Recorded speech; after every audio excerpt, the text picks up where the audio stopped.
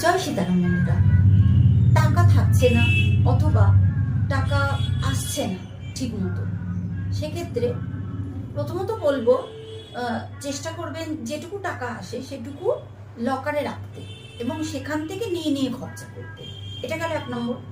আর দ্বিতীয়ত, লকারে যে টাকা রাখবেন একটা সুন্দর দেখে একটা বক্স তৈরি করবেন, সেই বক্সটার মধ্যে টাকা রাখবেন।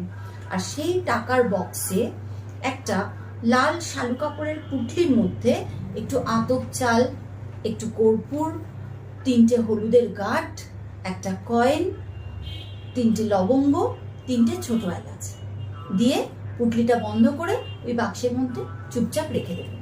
আর ওই পুঁটলিটার মধ্যে পারলে একটু কোনো পারফিউম দিয়ে নেবেন। দেখবেন আর সবসময় ওই বক্সটার থেকে টাকা নিয়ে ইউজ করবেন, আবার টাকা এলে ওই বক্সটার মধ্যে রাখবেন। দেখবেন টাকার স্রোত আপনার আটকাবে না, গ্যারেন্টি।